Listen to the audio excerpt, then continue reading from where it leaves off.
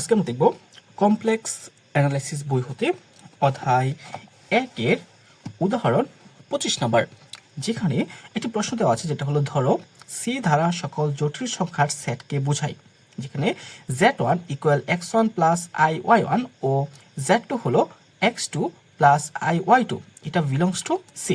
মানে সি হলো যে কোনো জটিল সংখ্যা, এই সি এর মধ্যে আমরা যে কোনো দুটি জটিল সংখ্যা নিলাম, তার মধ্যে একটি হলো z1 এবং আরেকটি কি z2, এবং x1 স্মলার x2 এবং y1 স্মলার হবে y2 হলে x1 z1 স্মলার z2 বিষয়ে তুমি কি সম্মত। মানে এই যে যদি আমাদের x1 এইটা হয় তাহলে এই বিষয়ে কি আমি সম্মত কিনা ওইটা আমাদের ব্যাখ্যা করতে হবে।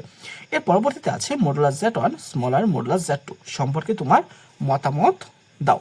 এরপরে আরেকটি পার্ট রয়েছে, এই পার্টটা আমাদের পরীক্ষায় মূলত আসে না, কারণ এই প্রশ্নটা আমাদের সর্বশেষ 2014 সালে এসেছিল, যেখানে এই দুই পার্ট নিয়ে আলোচনা হয়েছে। তাই আমরা মূলত এই দুইটা পার্টেরই যে সমাধানটা রয়েছে ওই সমাধান নিয়ে আলোচনা করব।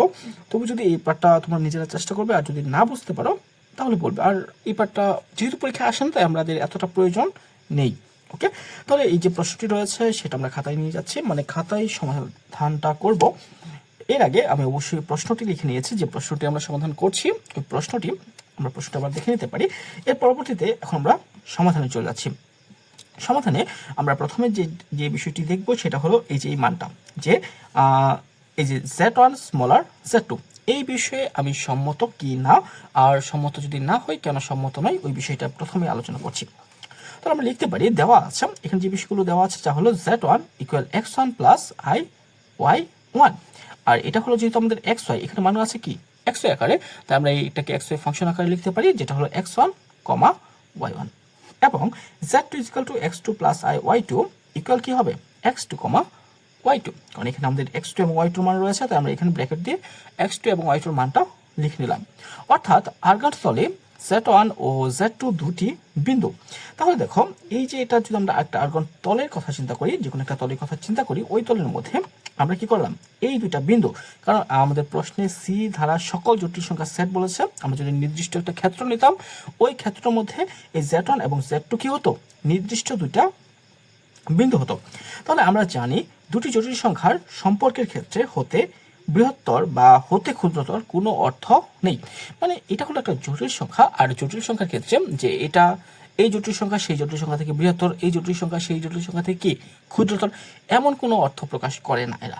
ঠিক আছে, এরা কি পারস্পরিকভাবে যে ছোট বড় এরকম কোনো সম্পর্ক এদের মধ্যে নেই। আমরা বলতে পারি যে এদের কোনো কি অর্থ নেই। যেহেতু এদের মধ্যে কোনো ছোট বড় এরকম কোনো সম্পর্কের অর্থই নেই, সুতরাং z1 স্মলার z2 ইহার কোনো অর্থ নেই। যেহেতু এটা ছোট বড় অর্থ নেই, তাই কি এটারও কোনো কি নেই অর্থ নেই। অতএব আমি সম্মত নই যে z1 স্মলার z2, যেহেতু এটার কোনো অর্থ নেই তাহলে আমরা এই বিষয়ে কি নই সম্মত নই। তাহলে প্রথম যে অংশটুকু রয়েছে, মানে প্রথম যে প্রশ্নটুকু রয়েছে তার আমরা সমাধান পেয়ে গিয়েছি। এখন আমরা দ্বিতীয় অংশটা প্রমাণ দেখব, বা দ্বিতীয় অংশ সম্পর্কে মতামত দেব, যেখানে বলছে মডুলাস z1 স্মলার কি মডুলাস z2, এই সম্পর্কে আমাদের মতামত দেব। তাহলে এখানে দেখো প্রশ্নে দেওয়া আছে কি, প্রশ্নে দেওয়া আছে z1 equal x1 plus y1 এবং z2 ইকুয়াল টু কি x2 প্লাস iy2, এই বিষয়টা কিন্তু আমাদের প্রশ্নে দেওয়া আছে। এর সাথে সাথে আমাদের আরেকটা জিনিস দেওয়া আছে, যেখানে কি দেওয়া আছে, যেখানে আমাদের দেওয়া আছে কি x1 স্মলার x2 এবং y1 স্মলার y2, এই বিষয়টা কিন্তু আমাদের প্রশ্নে দেওয়া আছে। তো এখানে এটা যেহেতু দেওয়া আছে তাহলে আমরা প্রথমে কি করব, আমাদের এখানে প্রশ্নে মডুলাস z1 এর কথা বলা হয়েছে, আমরা মডুলাস z1 বের করব। তাহলে আমরা আশা করি জানি যে মডুলাস z1 ইকুয়াল কি হবে root over x1 square plus y1 square. এটা হলো z এর মান বের করা, z এর কি বের করা মান, যে root over x1 square plus y1 square. তাহলে একইভাবে আমরা যদি মডুলাস z2 বের করি তাহলে ওইটাও হবে কি root over x2 square plus y2 square. এটা আমরা দুইটার মান বের করে নিলাম। তাহলে এখন আমাদের প্রশ্নে যেটা দেওয়া আছে আমরা ওই ধারে একটু এগিয়ে যাব। তাহলে যদি এগিয়ে যাই তাহলে আমাদের প্রশ্নে দেওয়া আছে কি x1, দেখো দেওয়া আছে x1 স্মলার x2, তাই না? তাহলে এই শর্ত অনুসারে x1 স্মলার x2, এখন দুইটার মধ্যে যদি বর্গ করি তাহলে আমি লিখতে পারি না যে x1 স্কয়ার অবশ্যই এটা কি হবে x2 স্কয়ার থেকে ছোট হবে ওই শর্ত অনুসারে। ঠিক একইভাবে এখন আমরা যদি y1 নিয়ে কাজ করি তাহলে y1 স্মলার কি আছে আমাদের y2। তাহলে এখান থেকে যদি আমরা দুইটাকে বর্গ করি তাহলে কি হবে y1 স্কোয়ার ছোট হবে আমাদের কি থেকে y2 স্কোয়ার থেকে। এখন এই দুইটা যদি যোগ করি, এখন এই দুইটা কি করি আমরা যদি যোগ করি তাহলে আমরা ইজিলি লিখতে পারি এই বিষয়টা, যেটা হলো আমাদের কি x1 square plus y1 square, মানে এই x1 square plus y1 square এই দুইটা মানে এইটা ছোটটা এবং ছোটটা যোগ করলে অবশ্যই এটা কি হবে ছোটই হবে x2 square plus y2 square হতে। এখন আমরা প্রমাণের সুবিধার্থে মানে প্রমাণের জন্য যেহেতু এখানে রুট আছে, রুট আকারের মানটা রয়েছে, তো আমরা উভয় অংশে রুট করে ফেলবো। তাহলে আমি লিখবো এখানে root over x1 square plus y1 square, এটা আমাদের কি হবে ছোট হবে root over x2 square plus y2 square হতে। ঠিক আছে, এখন যেহেতু এটা হয়েছে তাহলে আমরা জানি এই যে মানটা, এটার মান হলো আমাদের z1 মডুলাস কি, এটার মান হলো মডুলাস z1, তাহলে স্মলার হবে কি মডুলাস z2। তাহলে আমরা নির্দিষ্ট একটি মান নিয়ে বা নির্দিষ্ট বলবো না, আমরা অনির্দিষ্ট মান নিয়ে এটা প্রমাণ করলাম। কারণ অনির্দিষ্ট কেন বলছে, কারণ এই x1 এবং x2 মান যে কোনো মান হতে পারে, তাই না, এটার মান কি যে কোনো হতে পারে। তাহলে ওই ভিত্তিতে আমরা এটা প্রমাণ করলাম আর দেখলাম এটা আমাদের কি হয়েছে সত্য হয়েছে। কিন্তু আমরা এটা সব ক্ষেত্রে যে প্রমাণিত নয় বা সত্য নয়, এখন আমরা ওটা দেখাবো। ওটা দেখানোর জন্য আমাদের কাজ হবে আমরা যে অনির্দিষ্ট মান নিয়েছি অনির্দিষ্ট মান না নিয়ে একটি কি করব অ্যাকুরেট বা ধ্রুবমান বা একটা নির্দিষ্ট মান নিয়ে কাজ করব।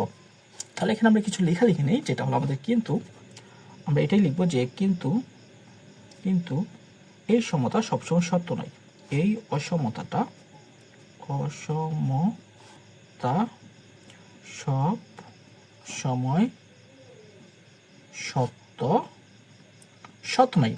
আমরা নিম্নের উদাহরণ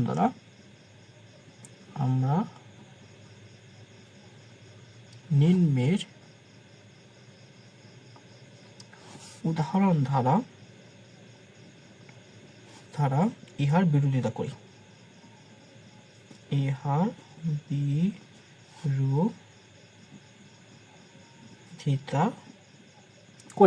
মানে এই যে আমাদের অসমতা রয়েছে, এই অসমতাটা যে সর্বদা সত্য নয়, এটাই আমরা প্রমাণ করব। তাহলে এটা প্রমাণের জন্য আমাদের কি করতে হবে, দুইটি মান ধরে নিতে হবে। তাহলে প্রথমে আমরা ধরে নিলাম যে z1 ইকুয়াল, ধরলাম কি z1 আমাদের দেওয়া আছে কি x1 প্লাস i y1, এটা দেওয়া আছে। তাহলে আমরা এই x1 এর পরিবর্তে ধরলাম 1, x1 এর পরিবর্তে কত ধরলাম 1 প্লাস i y1, এই y1 এর পরিবর্তে আমরা যে কোনো একটা মান ধরে নিলাম যেটা হলো -7, কি -7, এবং আমাদের z2 ইকুয়াল কি হবে x2 প্লাস i y2। এখন আমরা এখানে এই x2 পরিবর্তে ধরলাম আমরা 3 আর প্লাস i, এই y2 পরিবর্তে ধরলাম আমরা কত 2। ঠিক আছে, তোমরা এখানে যে কোনো মান নিয়ে কাজ করতে পারো, তবে আমাদের যে নির্দিষ্ট শর্তটা দিয়েছে ওই শর্তের জন্য ফুলফিল করে ওই দিকে আমাদের খেয়াল করতে হবে। তাহলে এখানে আমাদের প্রশ্ন মতে আমরা লিখতে পারি এখানে x1 ইকুয়াল 1 আর y1 ইকুয়াল -7, আবার x2 ইকুয়াল কত হচ্ছে আমাদের 3 আর y2 সমান কত হচ্ছে 2 হচ্ছে। তাহলে এটা আমাদের অবশ্যই যে শর্তটা রয়েছে ওই শর্তটা এখানে ফুলফিল করেছে। শর্তটা কি ছিল, শর্তটা ছিল আমাদের x1 কি হবে আমাদের স্মলার হবে x2 থেকে, তাই না। তাহলে এখানে আমাদের কি বলছে দেখো তো, এটা হচ্ছে কিনা x2 মান কত।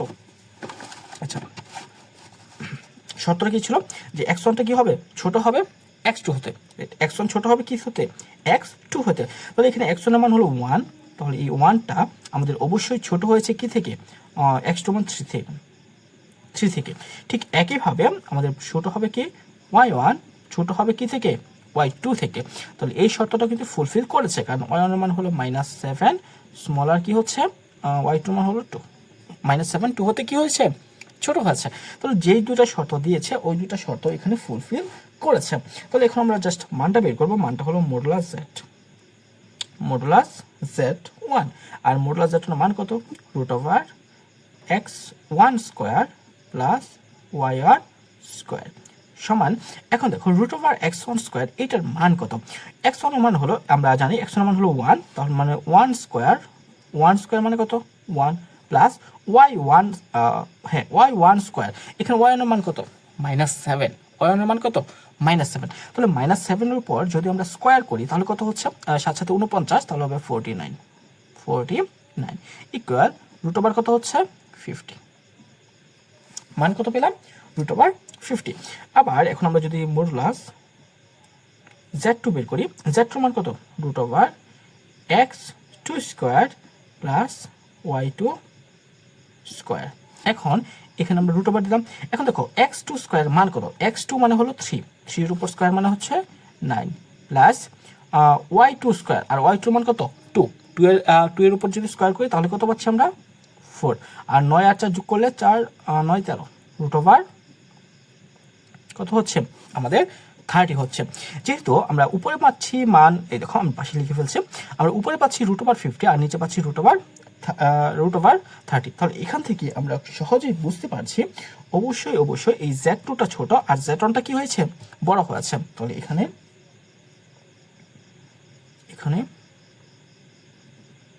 এখানে কি হয়েছে, আমাদের z2টা, এই যে, আচ্ছা আমরা প্রথমে z1টা লিখি।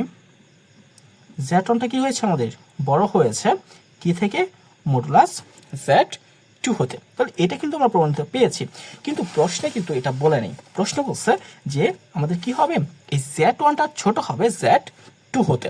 তাহলে আমরা এখানে একটা কি বিরোধিতা পেয়ে গিয়েছি। যেহেতু আমরা বিরোধিতা পেয়ে গিয়েছি, তাহলে আমরা এখন এটা নিচে লিখে দিব, যে বই থেকে একটু লিখে দিচ্ছি, কারণ আমি নিচে আর লিখছি না। আমি এখানে কি লিখে দেবো, যে মডুলাস z1 স্মলার z2 সবসময় সত্য নয়। এটা কি নয়, সবসময় সত্য নয়। তাহলে z1 স্মলার z2 এই অর্থ হলো z1 বিন্দুতে z2 বিন্দু হতে মূল বিন্দুর অধিক নিকটে, ঠিক আছে। আর আর এটার মানে হলো এই যে z1 বিন্দুটা যেহেতু কি ছোট, তাহলে এই বিন্দুটা কি হচ্ছে, দেখো বিন্দুটি z2 বিন্দু হতে মূল বিন্দুর অধিক নিকটে। মানে এই z1 থেকে z2 যদি আমরা ওই যে আর্গন চিত্রের মধ্যে বসাতাম, তাহলে দেখতে পারতাম এই z1 এর মান যেহেতু কম আসার কারণে আমরা বলতে পারি এই মানটা কি মূল বিন্দুর অধিক নিকটে অবস্থান করছে। মূলত এইটাই এখানে বোঝানো হয়েছে। আশা করি এখানে যে বিষয়গুলো রয়েছে বা যে সমাধানটি রয়েছে তা আমরা ভালো করে বুঝতে পেরেছি। আমরা তবু বাকি যে সমস্যাগুলো রয়েছে তা আমরা নিজেরা একটু চেষ্টা করব। আশা করি আর কোনো প্রবলেম হবে না। তবু যদি কোনো রকম প্রবলেম হয় তাহলে অবশ্যই জানাবে, আমি ওই অংশটুকু বুঝিয়ে দেওয়ার চেষ্টা করবো ইনশাআল্লাহ। তাহলে আজকে এই পর্যন্তই থাক।